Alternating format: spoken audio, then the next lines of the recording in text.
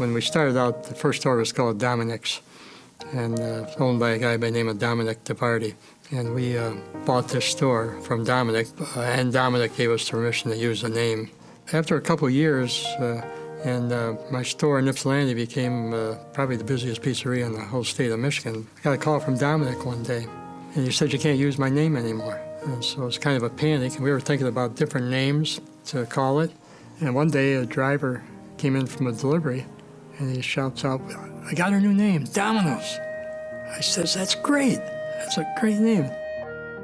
I had just joined the board of Franciscan University in Steubenville, Ohio, and he was proposed as a new board member. That was quite an impression, because when he was traveling then, he would come in by his own plane to the local airport and then by helicopter to the Franciscan campus, and accompanied by a security guard. The Tigers had just won the World Series, first year he owned them. So he was quite a well-known person. You know, I was a special case. I don't think too many people got obsessed with all the toys as I did. It was sort of a fast train heading for a train wreck, and I got off the train, maybe just in time, I don't know. I was the first one to take the delivery seriously, and basically developed a whole industry, pizza delivery. At one point in the late 80s, we had 54% of all the pizzas delivered in the United States. That time, I put the company up for sale. I read a book by C.S. Lewis called Mere Christianity, and it had a chapter in there on pride. And I always knew that I had a lot of pride. I mean, the biggest sin I confessed, I went to confession over the years, is that I was too obsessed with impressing people. And I knew that was something I always had to battle. I don't know whether it was because I was brought up so poor or what. And that chapter in that book just hit me right between the eyes. And he basically was telling me that the reason you've worked so hard and tried to accomplish all you had was to have more. Not just more, but more than other people. And that hit me right between the eyes, and I couldn't sleep that night.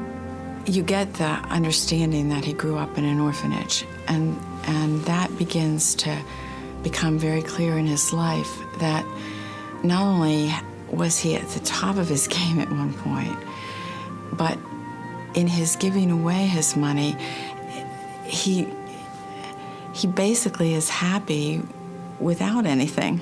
It's kind of an interesting thing, because most people, if they have a lot of money and they grew up poor, they're afraid of that experience again.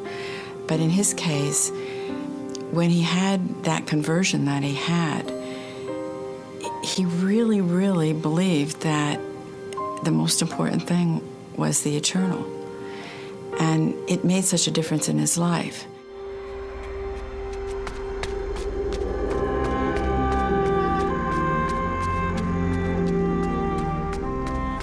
After reading the C.S. Lewis's book, I decided I was going to give up all the toys, and I took what I call a millionaire's vow of poverty. I mean, we were always taught that pride is the basis of all other sins. After reading C.S. Lewis, I thought that I must be the biggest sinner in the world, because I don't know anybody who has more pride than I do.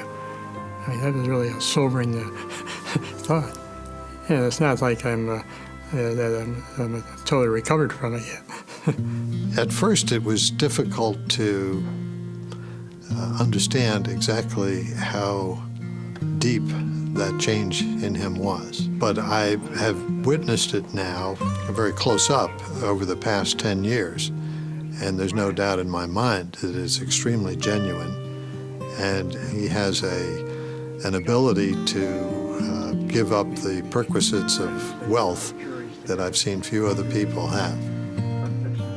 And I wanted my money to go where it did the most good and save the most souls. And I very easily was able to narrow that down to education. And I narrowed the education down to higher education.